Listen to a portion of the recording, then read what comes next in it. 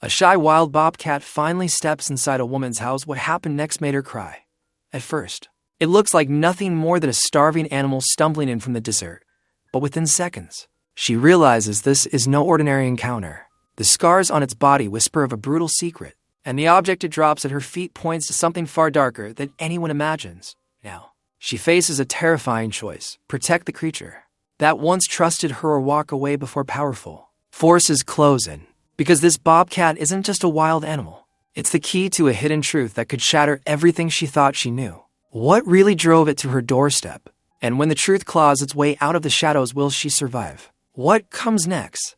Before we start, take a moment to comment your name or city. It's my way of remembering that behind each play is a real heartbeat. The Arizona sun beat down mercilessly on Lyndon Hart's small adobe house, the temperature climbing well past 100 degrees on the scorching August afternoon. Inside her workshop, Lyndon ran calloused hands over a piece of sandstone, focused entirely on the smooth curves taking shape beneath her practiced touch. Dust motes danced in the shaft of sunlight streaming through her window, and sweat trickled down her temple despite the struggling window unit's valiant efforts to cool the space. At 42, Lyndon had grown accustomed to the rhythm of her solitary days. The quiet suited her now, though it hadn't always been this way. Her fingers traced the rough edges of the stone as memories threatened to surface. Memories she'd buried as deep as the roots of the ancient saguaros dotting her property. The soft scrape of claws on tile broke through her concentration. Lyndon froze, her hands stilling on the stone. That sound, it wasn't the usual desert visitor seeking shade. Her back door stood open to catch what little breeze stirred the hot air, and through it stumbled a sight that made her heart stop dead in her chest. A bobcat, gaunt and limping, crossed her threshold.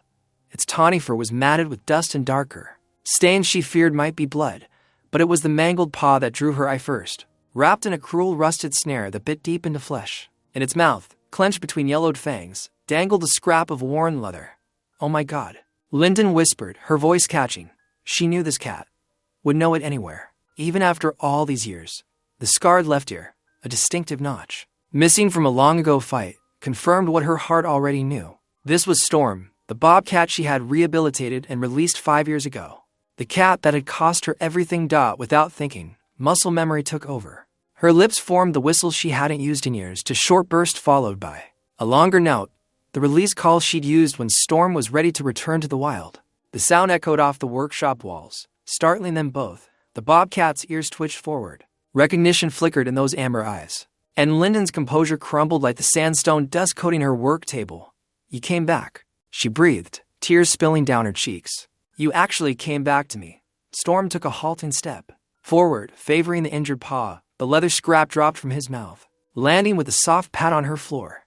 Even from where she sat, Lyndon could make out the burned brand mark, a distinctive cattle iron she remembered all too well. Moving slowly, telegraphed her movements as she'd learned to do years ago.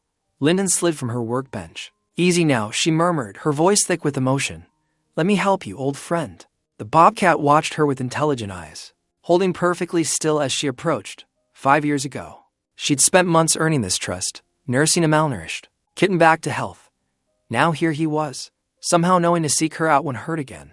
Lyndon's hands shook as she reached for her old medical kit, still kept in the bottom drawer of her workbench, though she hadn't used it in years. The familiar weight of it brought back a flood of memories: midnight feedings, careful bandaging, the joy of watching a wild thing heal and grow strong. "This is going to hurt," she warned softly, kneeling beside Storm. "But you know that, don't you? You remember I always help with the hard parts."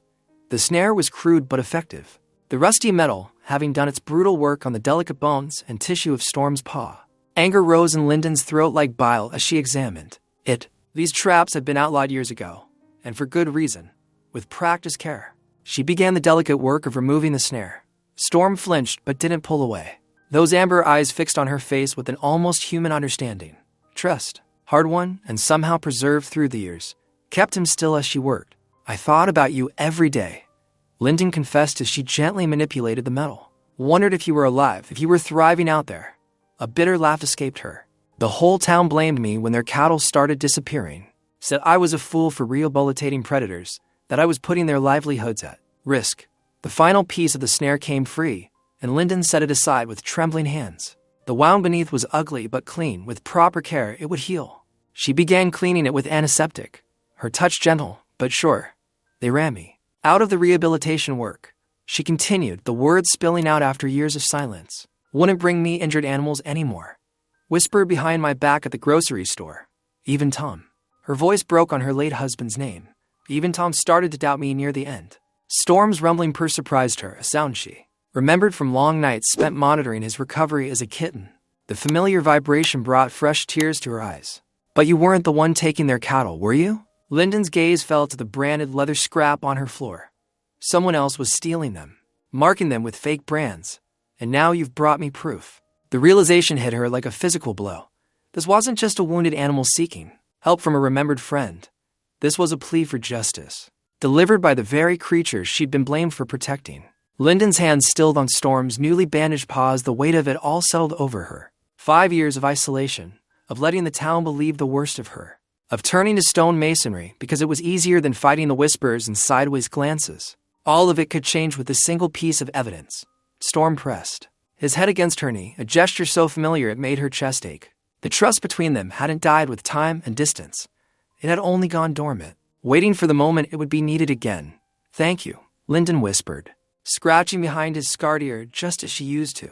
Thank you for remembering me, for knowing I would help. Her voice strengthened with resolve. And thank you for helping me, too. The afternoon heat pressed against the windows, but Lyndon barely noticed it now. Her focus was entirely on the unexpected visitor who had limped through her door, carrying not just physical wounds, but the key to her redemption. Storm settled more comfortably on her floor, clearly having no intention of leaving just yet. And Lyndon, for the first time in years, felt the wall of isolation she'd built around herself beginning to crack. Whatever came next, she wasn't alone anymore. The very creature that had inadvertently caused her downfall had returned to help. Set things right. With trembling hands, Lyndon reached for her cell phone. There was only one person in Sagebrush she could trust with this. Only one person who had stood by her 5 years ago. When the entire town had turned against her, she scrolled through her contacts until she found his number, Deputy Jonah Rusk. The phone rang 3 times before his familiar voice came through. Deputy Rusk here. Jonah. Lyndon's voice wavered. It's Lyndon Hart. There was a pause. Then his tone softened. Lyndon. Been a while. Everything okay out there? She glanced at Storm, who had settled in a corner of her workshop watching her, with those knowing amber eyes. I need your help. Could you come out to my place? There's something you need to see. Give me 20 minutes, he replied without hesitation, true to his word. Exactly 20 minutes later, Lyndon heard the crunch of tires on her gravel driveway. Through her workshop window, she watched Jonah's patrol vehicle kick up dust as it came to a stop. He stepped out, all 6 feet of him, his sandy blonde hair catching the afternoon sun. The years had added more lines around his eyes, but his steady gaze remained the same. Lyndon met him at the door. Thank you for coming. Of course. His eyes swept over her face, noting her distress. What's going on? She led him into the workshop, where Storm remained in the corner. Jonah sucked in a sharp breath. Is that? Yes. Lyndon confirmed. It's Storm, the Bobcat I rehabilitated. Look at his paw. Look at his paw. Jonah crouched down, keeping a respectful distance as he examined the cruel snare. This isn't legal equipment. These types of traps were banned years ago. His jaw tightened, and that leather piece in his mouth. Lyndon had managed to retrieve the scrap earlier, photographing it from every angle before placing it in a plastic bag. She handed it to Jonah, who studied the branded mark with growing concern. I know this brand, he said grimly. It's Blaine Caro's, the name sent a chill down Lyndon's spine. Blaine Caro owned the largest feedlot operation in 3 counties, and his influence reached deep into local politics. What would his brand be doing on illegal snares? Jonah stood, his expression troubled. There's something you need to know, Lyndon. Caro just secured a state permit to destroy what they're calling problem predators. He claimed significant livestock losses over the past month. That's convenient timing, Lyndon said bitterly. To convenient, Jonah agreed. Look, I've been keeping tabs on Caro for years. He's got a pattern, claims massive predator losses, collects state reimbursements, but the numbers never add up. Problem is, he's got friends in high places. Nobody wants to look too closely. Lyndon's hands clenched into fist, so he's setting illegal traps, probably hurting his own livestock and blaming it on predators. All for profit. That's my guess. But proving it, Jonah shook his head. He's careful, real careful. Well, now we have evidence. Lyndon retrieved her phone, showing Jonah the detailed photos she'd taken of the branded scrap and Storm's injuries. This isn't just about money anymore. He's using cruel methods, causing unnecessary suffering. Jonah studied the photos, his expression hardening. This is good documentation, but Caro's lawyers will try to spin it. Say the brand was planted, claim someone's trying to frame him. He's done it before. I don't care, Lyndon said firmly. I let them run me out of my wildlife work 5 years ago. They blamed every lost cow and sheep on Storm's release, turned the whole town against me. I won't stand by and watch Caro hurt more animals for profit. Jonah's eyes softened with understanding. He'd been the only one to defend her back then. The only one who believed her when she said Storm wasn't responsible for the livestock deaths. It had cost him, too. Passed over for promotion twice since then. You need to be careful, Lyndon. He warned. Caro's permit gives him a lot of legal coverage. He's not above using intimidation to protect his interests. And with your history. My history is exactly why I have to do something, she interrupted. I've spent 5 years hiding away, working stone because it was safer than working with animals. Safer than caring about anything that could be taken away, she gestured to Storm. But he came to me, Jonah. He remembered me, trusted me enough to seek help. I won't fail him again. Jonah was quiet for a long moment, studying her with those keen eyes. Finally, he nodded. All right, I'll help however I can, but we need to be smart about this. Document everything. And Lyndon. He placed a gentle hand on her shoulder. Watch your back. Caro's not going to take kindly to anyone threatening his operation. Lyndon straightened her spine, feeling stronger than she had in years. I understand the risk, but someone has to stand up to him. I'll start looking into the permit details, Jonah said. See if I can find any irregularities in his application. Meanwhile, keep that evidence safe and call me day or night if anything feels off. As Jonah headed for the door, he paused. It's good to see you fighting again, Lyndon. He glanced back at Storm. Be careful who you trust. Caro's got eyes everywhere in this town. After Jonah left, Lyndon returned to Storm's side, gently examining the wound around the snare. The Bobcat's trust in her hadn't wavered, even after all these years. She took out her phone again, studying the photos she'd taken of the branded leather scrap. Each image was clear, damning evidence of Caro's cruel methods. We're going to stop him, she promised Storm quietly. Whatever it takes. The stark fluorescent lights of the wildlife office made Lyndon squint as she stood before the metal desk of Regional Director Matthews. His stern expression and crossed arms told her everything she needed to know. Before he even opened his mouth, Ms. Hart, I'm ordering you to cease all involvement with the injured Bobcat immediately, Matthews declared, his voice carrying the weight of authority. You're to surrender the animal to our custody first thing tomorrow morning. Lyndon's fingers curled into fist at her sides. With all due respect, sir, this cat needs specialized care. I have experience that ended with your license being revoked 5 years ago. Matthews cut in sharply. This isn't up for discussion. That animal is state property now. The words stung, but Lyndon held her ground. The snare that caught him was illegal. There's evidence that will be handled by proper authorities, Matthews interrupted. Again, we've received numerous complaints about livestock predation in that area. Mr. Caro has already filed the appropriate paperwork. Of course he had, Lyndon thought bitterly. Blaine Caro's influence stretched far and wide across Sagebrush County, leaving the wildlife office with a heavy heart. Lyndon headed to Mason's Hardware for supplies she'd need for her next masonry job. The bell above the door chimed as she entered, but the usually welcoming atmosphere felt different today, tenser. She was examining bags of concrete mix when a shadow fell across her. Looking up, she found herself face to face with Wade Kendrick, Caro's foreman. His weathered face wore an unpleasant smile that didn't reach his eyes. Heard you've been poking around where you shouldn't, he said, voice low enough that other customers couldn't hear. Funny things happen out in those arroyos, Ms. Hart, accidents. People get hurt when they don't mind their own business. Lyndon's heart hammered against her ribs, but she squared her shoulders. Is that a threat, Wade? Just friendly advice. He leaned closer. Them arroyos are dangerous. Loose rocks, deep ravines. Would be a shame if something happened to you out there, all alone. He walked away, boots echoing on the wooden floor, leaving Lyndon with trembling hands and a cold knot in her stomach. But his threats only strengthened her resolve. At night, under the cover of darkness, Lyndon made her decision. The Bobcat's wounds had healed well over the past weeks. She'd been carefully documenting everything. The infected punctures from the snare, the branded leather, the cat's recovery. Before leading him outside, she attached a lightweight tracking device to his collar, one she'd ordered discreetly online. Time to go home, old friend, she whispered, opening the back door. The Bobcat, she'd taken to calling him Storm, paused at the threshold, looking back at her with those intelligent eyes. Then he slipped into the night like a shadow. Lyndon waited until dawn before following the tracking signal. The device's screen showed Storm's movement through the rough terrain, leading her deeper into the maze of arroyos that bordered Caro's ranch. The morning sun cast long shadows across the rocky landscape as she picked her way carefully through the washes and gulches.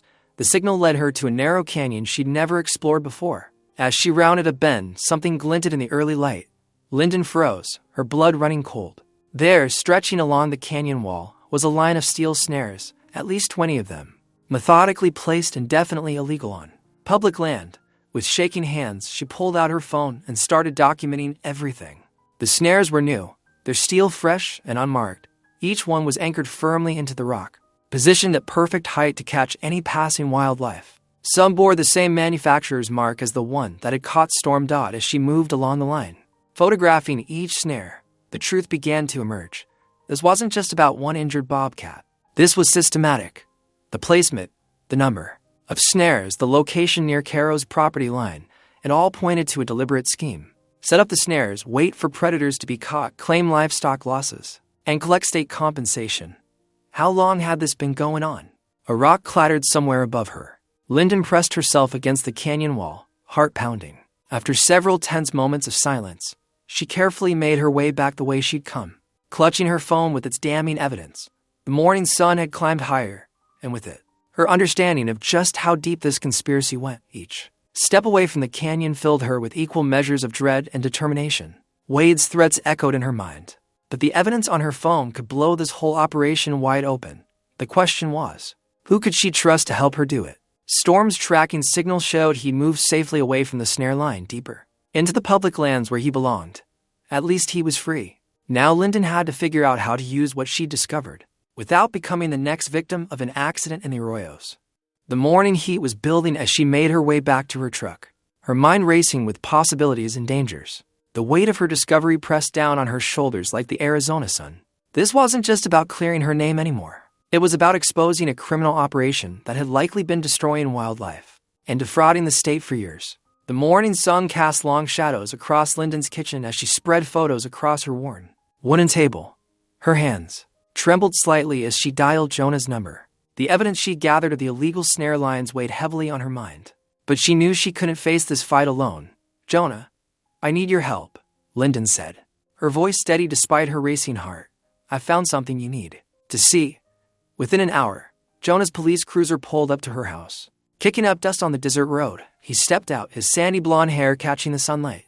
Concern etched on his weathered face. "Show me what you've got," he said simply, following her inside Dot as Lyndon laid out her findings. The kitchen door burst open. Her niece Collie bounded in, red hair wild from running, her backpack still slung over one shoulder.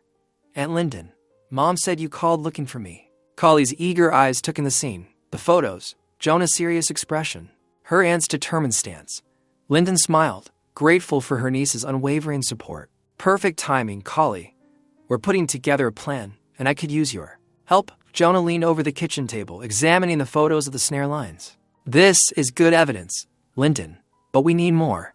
We need to catch them in the act." "Trail cameras," Collie piped up, pulling her backpack around. "I've got to in here for my science project. They're motion activated." Lyndon and Jonah exchanged impressed looks. "That could work," Jonah said thoughtfully. "But we need to place them strategically without being seen." Over the next hour, they mapped out the locations where Lyndon had discovered the snares. Collie, who knew every arroyo and hidden wash in the area from her explorations, helped mark the best spots to conceal the cameras. "We'll need more than the cameras," Lyndon said, studying the map they'd drawn. "And good ones with night vision," Jonah nodded. "I can get us for more through the department's wildlife monitoring program. They're top of the line." They spent the afternoon setting up the cameras, working quickly and quietly. Collie proved invaluable, her smaller frame allowing her to squeeze into tight spaces between rocks to position the cameras just right. Lyndon felt a surge of pride watching her niece work so carefully, so determined to help. The wait began. For 3 days. They checked the footage each morning, finding only natural wildlife movements. But on the 4th day, everything changed. Lyndon's hands shook as she downloaded the latest footage onto her laptop. Collie and Jonah crowded around her, the morning sun streaming through the kitchen window. The first video started playing, and their collective breath caught. Two of Caro's men appeared on screen, clearly visible in the early morning light. They carried buckets of what appeared to be butchered meat and organs, offal from the feedlot. The men moved methodically, placing pieces of the bloody bait near each snare. They're deliberately drawing predators in, Jonah muttered, his jaw tight with anger. The next clip showed even more damning evidence. One of the men checked a logbook, making notes while gesturing to the snares. The camera's microphone picked up their conversation clearly. Boss wants at least 3 cats this week, one man said. Says the compensation board's meeting on Friday. There it is, Lyndon whispered, her voice thick with emotion. Proof that they're manufacturing predator problems for the compensation money. Collie squeezed her aunt's shoulder. We've got them. Aunt Lyndon, they can't say you're lying anymore. More. Footage revealed a pattern of systematic baiting and documentation. Caro's men maintained regular routes, checking snares and replacing bait every few days. They kept careful records, evidence that would prove this wasn't random predator control, but a calculated scheme. Jonah took copies of everything, securing them both in his department's evidence system and in a private cloud account. This is enough to start building a case, he said. But we need to be careful. Caro has friends in high places. Lyndon nodded, still staring at the screen. After years of being branded a liar, of having her reputation destroyed, of living with the weight of public scorn, here was undeniable proof. The accusations that had ruined her life were built on Caro's carefully constructed lies. I knew. You were telling the truth, Collie said fiercely, hugging her aunt. Everyone else believed what Mr. Caro said about you letting dangerous predators loose. But I knew better. Lyndon hugged her niece back, tears threatening to spill. The vindication she felt wasn't just about clearing her name, it was about protecting the wildlife that Caro and his men were systematically destroying for profit. Over the next few days, they gathered more footage. Each new video added to their case, showing the deliberate nature of Caro's operation. The trail cameras captured clear images of the men's faces, their vehicles, and their methodical approach to creating artificial predator problems. We need to be smart about how we use this, Jonah cautioned during one of their review sessions. Caro won't go down without a fight, and he's got enough money to make things difficult. Lyndon understood the risks, but for the first time in years, she felt hope replacing the bitter resignation she'd carried for so long. The truth was finally coming to light, captured frame by frame on their hidden cameras. Whatever happens, she said, looking at Jonah and Collie, her unlikely allies in this fight. We have proof now. Real, undeniable proof. That's more than I ever had before. The cameras continued their silent watch, recording every movement, every action that would help bring Caro's cruel operation to light. For Lyndon, each new piece of evidence felt like another step toward reclaiming the life and reputation that had been stolen from her years ago. The next morning dawned with a sense of dread that Lyndon couldn't shake. Something felt wrong as she drove out to check the trail cameras they'd carefully hidden among the desert scrub. Her stomach dropped when she reached the first location. The camera was gone, leaving only twisted wire where it had been secured. Heart pounding, she rushed to check the second location, then the third. All vanished without a trace. The sick feeling in her gut intensified as she realized their evidence had been discovered and stolen. Years of experience tracking wildlife had taught her to notice details others might miss. Fresh boot prints marked the dusty ground too deep for a casual hiker, suggesting someone had been carrying heavy equipment. No, she whispered, crouching to examine the disturbed earth. But then something else caught her trained eye. Smaller prints, delicate, indentations in the sandy soil. Bobcat tracks, and not just one set. Her breath caught as she followed the trail, noting the irregular spacing that suggested multiple animals moving together. A flash of rusty brown caught her attention. Dry blood on a thorny creosote bush. Not much, but enough to confirm her suspicion. The bobcat wasn't just passing through. She was a mother with kittens. The blood likely came from carrying prey back to a den. Lyndon's heart ached with this new knowledge. It explained so much. Why the injured cat had sought her help. Why she kept returning to this area despite the dangers. She was protecting her babies. Following the subtle signs, Lyndon tracked the prints toward a deep arroyo carved into the desert floor. The tracks led to a hidden cave entrance, partially concealed by fallen rock and dense brush. She didn't dare get too close, not wanting to disturb the den. But she could see signs of regular use, worn paths, scattered bones for meals. The musky scent of cats. The discovery filled her with equal parts joy and terror. Joy at knowing the bobcat she'd helped had survived to have a family. Terror at realizing how vulnerable they were with Caro's men actively hunting in the area. As dusk approached, Lyndon reluctantly headed home, her mind racing with plans to protect the cats. She was barely through her door when her phone rang. Jonah's number flashing on the screen. "Turn on your local news," he said without preamble, his voice tight with urgency. Lyndon fumbled for her remote, clicking to the local station. Her blood ran cold as she saw the headline, "Fire at Caro Ranch Storage Facility." The camera panned across flames engulfing a metal storage shed, black smoke billowing into the darkening sky. "It's too perfect," Jonah continued grimly. "That shed's right near where we found the snares. And look at the wind direction." Lyndon's hands clenched into fists as she watched. The strong evening breeze was pushing the flames and sparks directly toward the arroyo, where the bobcat's den lay hidden. Already, dry brush was beginning to catch, creating a creeping line of fire that would soon threaten the entire area. He's using the fire to cover his tracks, she realized aloud, destroying evidence, and her voice caught as the full horror hit her, and driving out any wildlife in those arroyos. The news reporter was interviewing Caro himself, who put on a convincing show of distress about his tragic accident, but Lyndon could see the calculating look in his eyes, the slight curl of satisfaction in his lip as he gestured toward the spreading flames. "The fire department's responding," Jonah said, "but with the wind and how dry everything is." Lyndon was already grabbing her jacket. "I'm heading out there. Those kittens can't survive if the fire reaches the den." "Lyndon, wait," Jonah started, but she had already hung up. Her old truck roared to life as she sped down the dusty road. Watching the orange glow against the horizon grow brighter with each passing minute, the acrid smell of smoke filled her nostrils as she got closer, and she could see the fire department's flashing lights reflecting off the clouds of dark smoke. The main storage shed fire was being contained, but smaller spot fires had already begun spreading through the dry brush, exactly as Caro had planned. Fire crews were focused on protecting the ranch buildings, leaving the outlying areas, including the arroyo, vulnerable. Lyndon parked as close as she safely could and grabbed her emergency kit. The smoke was thicker now, stinging her eyes as she picked her way carefully toward the arroyo. She could hear the crackle of approaching flames, see the eerie dance of firelight on the rocky walls. Time was running out. The fire was spreading faster than she'd feared, feeding on decades of dry vegetation. Already, small animals were fleeing past her, rabbits, ground squirrels, even a coyote, all driven from their homes by the advancing flames.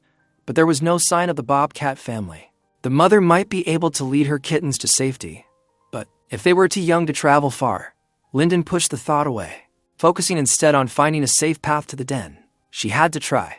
She couldn't let Caro's cruel scheme succeed. Couldn't bear the thought of those innocent lives being lost to his greed and malice. The smoke was getting thicker, making it harder to breathe, harder to see. But Lyndon pressed on, driven by determination and the desperate hope that she wasn't too late.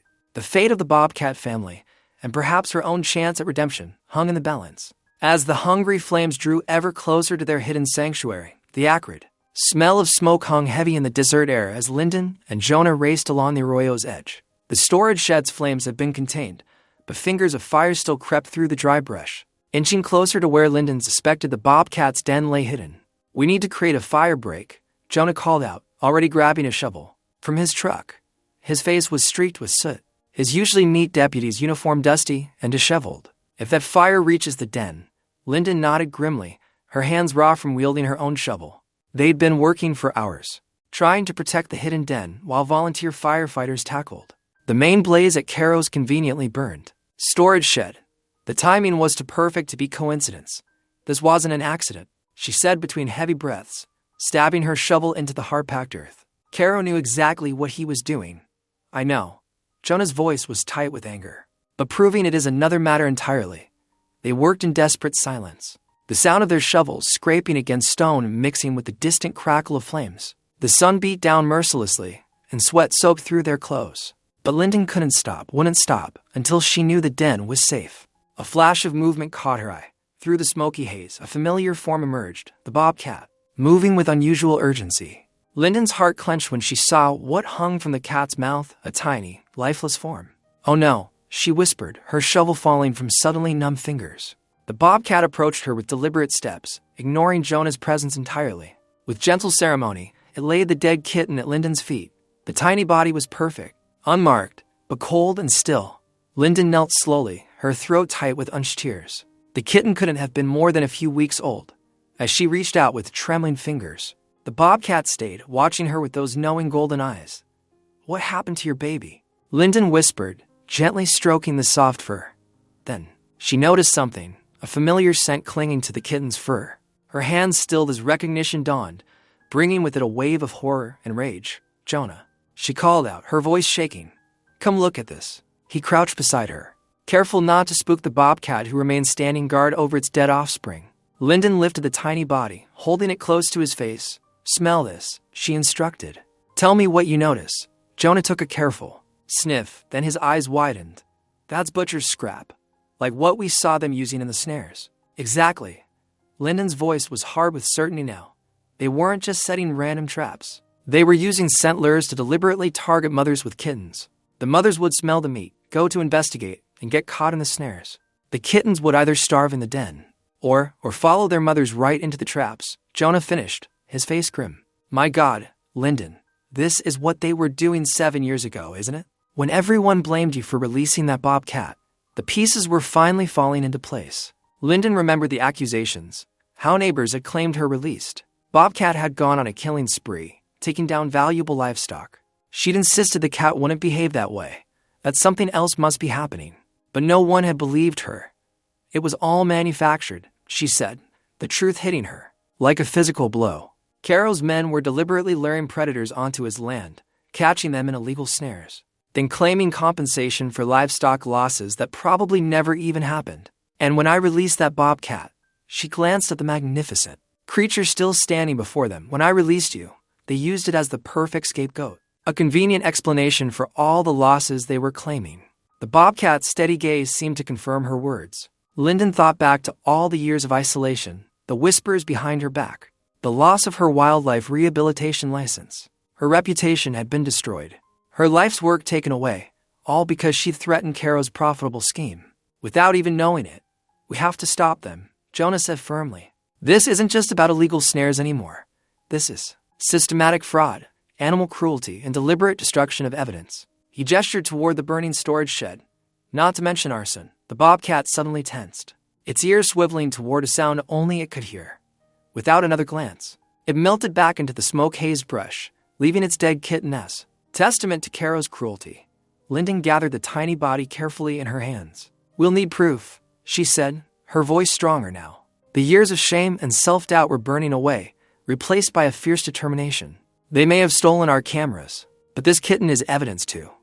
We can prove the scent lures, prove they're targeting mothers, and I can get a warrant to search their financial records." Jonah added, "If they've been claiming compensation for fake livestock losses, there will be a paper trail." A shower of sparks rose from the burning shed, carried on the hot wind. Lyndon watched them dance against the sky, each one like a small flame of hope. The truth was finally emerging, painful and ugly, but cleansing too, like a controlled burn clearing away years of accumulated debris. "I'm sorry," Jonah said quietly. "I should have pushed harder 7 years ago. Should have investigated more thoroughly." Lyndon shook her head. "You were the only one who stood by me at all. And now you're here, helping me uncover the truth." She carefully wrapped the kitten's body in her bandana. "This little one didn't die for nothing. We're going to make this right." The fire crews were getting the last of the flames under control, but the real fight was just beginning. Caro had spent years building his empire on lies and cruelty, protected by money and influence. But Lyndon wasn't alone anymore, and she finally had what she'd been missing 7 years ago: proof. She touched the scarred skin on her forearm where she'd been clawed while treating injured wildlife so long ago. The mark had always reminded her of her failures, her disgrace. Now it felt more like a badge of honor, proof that she'd always fought for what was right, even when it hurt. "We need to document everything," she said, her voice steady and determined. "Every detail about this kitten, every scrap of evidence we can gather." Caro's been playing this game for years, but he's never gone up against someone who knows his tricks. The smoke was finally starting to clear, revealing patches of blue sky above. Somewhere out there, a mother bobcat mourned her lost kitten while trying to protect the others. Lyndon silently promised both the living and the dead that justice would finally be served. The acrid smoke burned Lyndon's eyes as she huddled with Jonah and Renee Tolland behind a jutting rock formation. The orange glow of flames painted threatening shadows across their faces. Time was running out. "We need to split up," Renee said, her wildlife officer's badge glinting in the firelight. Though off-duty, she carried herself with the same determined authority. "I can get that warrant pushed through with the evidence we have." The dead kitten alone proves illegal denning interference. Jonah nodded grimly. I'll handle the fire crews. Keep them focused on the storage shed side as long as I can. He turned to Lyndon, his weathered face etched with concern. But you shouldn't go up there alone. The smoke's getting worse. Lyndon pulled her bandana higher over her nose.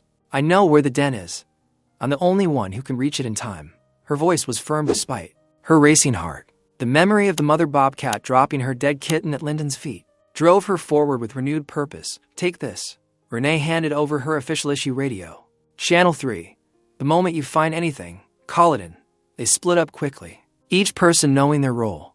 Lyndon watched Jonah's broad shoulders disappear into the smoky haze as he jogged toward the gathering emergency vehicles. Renee was already on her phone, voice clipped and professional as she pushed for urgent legal action. Lyndon didn't waste another second.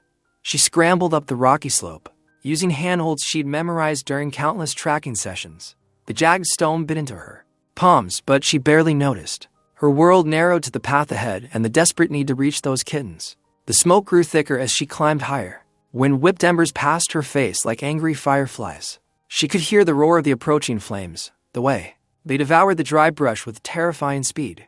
Caro knew exactly what he was doing when he set this fire. The thought made her blood boil hotter than the inferno threatening the arroyo. Near the top of the ridge, Lyndon dropped to her hands and knees. The den entrance was tucked beneath an overhanging boulder. Perfect shelter under normal circumstances, but now a potential death trap. She clicked on her headlamp, the beam cutting through the gray haze. Please, she whispered, crawling forward. Please be alive. A weak mewling sound answered her prayer. There, in the back of the small cave, 3 tiny forms huddled together. Their eyes were barely open, for still downy soft. They couldn't be more than 3 weeks old. Lyndon shrugged off her canvas pack with shaking hands. She brought an old fleece blanket, soft and worn from years of use with injured animals. Working quickly but gently, she gathered the kittens, wrapping them securely. I've got you, she murmured as she tucked them into her pack, leaving enough space for airflow. I've got you, little ones. The radio crackled at her hip. Lyndon? Reen's voice was staticky but urgent. Judge Hawkins signed off. We've got the warrant. How close? Are you? Lyndon pressed the talk button. I have them. 3 kids alive. She had to pause to cough as a wave of smoke rolled over her position, beginning descent now. The climb down was infinitely more treacherous than going up. She had to move slowly, protecting her precious cargo while fighting against the increasingly toxic air. Her eyes streamed tears, vision blurring. The rocks seemed to shift beneath her feet, made slick by ash and her own sweat. Halfway down, she heard Jonah's voice through the radio. Fires jumped the fire break on the north side. You've got maybe 10 minutes before it reaches your position. Lyndon quickened her pace as much as she dared. A stone broke loose under her foot, sending her sliding several feet before she caught herself. The pack bumped against her back, and she heard tiny mewls of protest from inside. Sorry, babies, she gasped. Almost there. The sound of emergency vehicles grew louder as she neared the bottom, through the smoke. She could make out the flash of red lights, the silhouettes of fire trucks. Jonah had done his job well. They were all still focused on the storage shed, leaving her path clear. Renee materialized out of the haze like a ghost, reaching out to steady Lyndon as she stumbled the last few steps onto level ground. Together, they hurried toward Reen's waiting truck, parked just outside the emergency perimeter. Let me see them, Renee said as soon as they were safely inside the vehicle. Her trained eyes examined each kitten as Lyndon carefully unwrapped them. They're dehydrated but stable. We need to get them to the wildlife center immediately. Lyndon nodded, relief making her limbs feel like water. She watched the tiny creatures squirm in the blanket. 3 impossible survivors of Caro's calculated cruelty. Their rescue wouldn't undo years of false accusations and isolation, but it felt like the first real step toward justice. Through the windshield, the fire painted the sky an apocalyptic orange. But here, cradled in worn fleece, new life squirmed and mewled. Lyndon felt something crack open in her chest, not breaking, but expanding, like a seed finally finding sunlight after years buried in dark soil. The radio came to life with Jonah's voice. Fire crews are shifting focus to the arroyo. You clear. Clear, Renee responded. Evidence secured. Heading to Wildlife Center now. She glanced at Lyndon. Ready? Lyndon nodded, keeping one hand on the bundle of kittens as Renee started the engine. They pulled away just as the first fire truck began repositioning toward the ridge. For now, at least, they had won. 3 tiny lives saved from the flames, proof that sometimes, even in the darkest moments, light finds a way to survive. The truck wound down the dusty access road, carrying its precious cargo towards safety. Behind them, the fire raged on, but it would find only an empty den. Lyndon closed her eyes briefly, offering a silent prayer for the mother bobcat. Somewhere out there, the cat that had trusted her twice now was still fighting for survival. Lyndon wouldn't let that trust be misplaced again. The moment of victory evaporated as quickly as morning dew in the desert sun. Blaine Caro's hulking figure emerged from behind a boulder, his shotgun trained steadily on Lyndon. His expensive ranch clothes were covered in soot, and his face was twisted with rage. "Think you're clever, don't you?" he snarled, taking a menacing step forward. "Stealing my livestock protector rights. Those predators are mine to deal with by state law."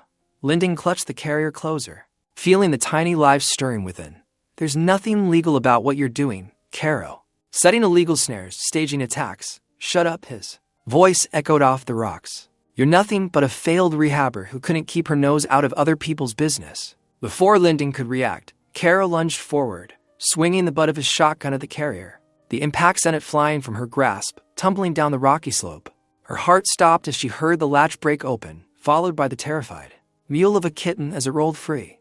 Without hesitation, Lyndon threw herself down the slope. Sharp rocks tore at her clothes and skin as she scrambled to reach the tiny creature. Her ribs slammed hard against an outcropping, forcing the air from her lungs in a painful gasp. But she kept moving, stretching out her arm until her fingers brushed soft fur. A savage roar split the air. The mother bobcat seemed to materialize out of nowhere, a blur of tawny fur and razor-sharp claws. She launched herself at Caro with the full fury of a mother protecting her young. The rancher's eyes widened in shock. As 60 pounds of wild fury struck his chest, the shotgun discharged. With a deafening boom, the blast going wide as Caro stumbled backward. The bobcat's claws raked across his face, drawing blood. He swung the gun wildly, trying to dislodge the enraged animal. Another shot cracked through the air. Sparks flew where the bullets struck rock, landing in the dry grass nearby. Within seconds, flames began to spread, fed by the parched vegetation and gusting wind. Lyndon cradled the rescued kitten against her chest, watching in horror as the confrontation played out above her. Fire circled the combatants, smoke beginning to thicken in the air. The bobcat refused to relent, driving Caro back step by step, her attacks keeping him off balance and unable to aim properly.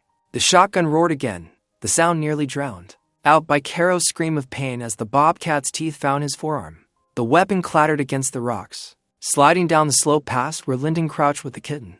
The fire was spreading rapidly now, creating a hellish backdrop to the life and death struggle. Through the growing flames and smoke, Lyndon could see the bobcat and Caro locked in their desperate dance, neither willing to yield.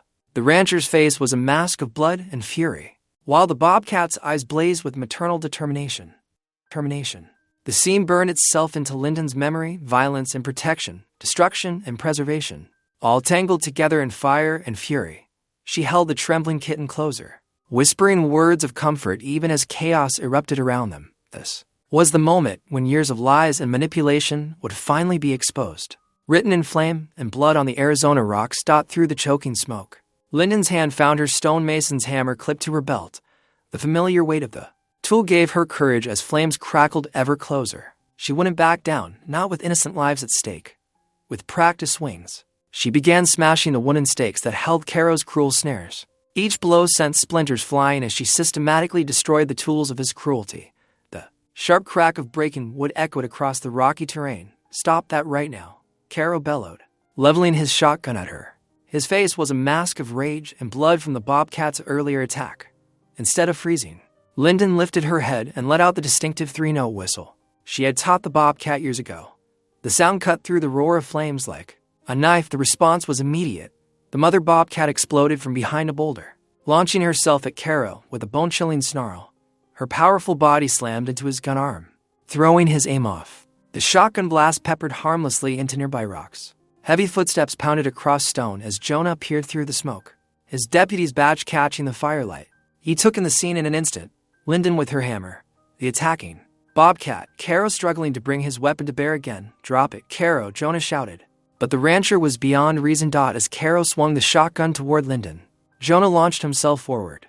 His solid frame crashed into Caro's chest. As the gun went off, the shot struck stone, sending chips flying as both men went down in a tangle of limbs. The bobcat darted clear as they grappled, taking up a protective stance near Lyndon and the carrier holding her.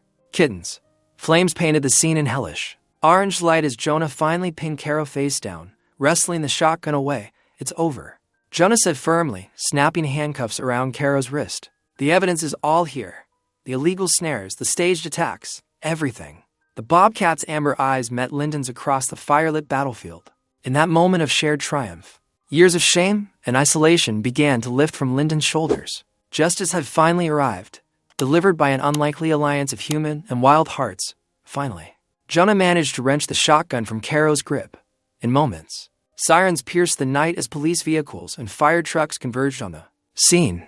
Renee had come through with the warrant, and law enforcement officers swarmed the area, their flashlights cutting through smoke and darkness. Caro lay face down in the dirt, defeated. As officers handcuffed him, teams of investigators began documenting everything: the illegal snares, the staged fire damage, the forged compensation claims. In the harsh glare of police lights, Caro's entire operation was exposed. "We're seizing all equipment and canceling every permit," Renee announced, her voice firm as she held up official documents. "The evidence is overwhelming. Fraud, arson, animal cruelty. He'll be facing serious prison time." 3 days later, Lyndon sat cross-legged on her back porch, carefully bottle-feeding the tiny Bobcat kittens. Their mother lounged in the doorway, surprisingly calm as she watched her babies receive care. The trust in her eyes touched Lyndon deeply. It was as if the cat remembered their connection from years ago. Jonah's truck pulled up, kicking up dust as he parked. He walked over with a broad smile and an official-looking envelope. "Good news," he said, settling beside her on the porch steps. "The Wildlife Office has completely cleared your record. Everything from back then. They've admitted it was all based on Caro's manufactured evidence." Lyndon's hands trembled slightly as she set down the bottle. After so many years of carrying that burden, its sudden lifting left her feeling lighter. Then Renee appeared from around the corner of the house, her face bright with purpose. "I've got something for you too," she said. "The office wants to offer you a consulting position. We need someone with your expertise in wildlife rehabilitation." For the first time in years, Lyndon felt a genuine smile spread across her face. The weight of false accusations and isolation lifted from her shoulders. Like morning mist burning away in desert sun, she looked out across her land as dawn painted the sky in soft pinks and golds. The mother Bobcat stood, stretched, and with one last knowing look at Lyndon, melted away into the growing light. Watching her go, Lyndon felt whole again, not just vindicated, but transformed. She had a new purpose now, and the truth had finally set her free. If this story found you at the right moment, subscribe and stay close. Tomorrow's may be the reminder you didn't know you needed.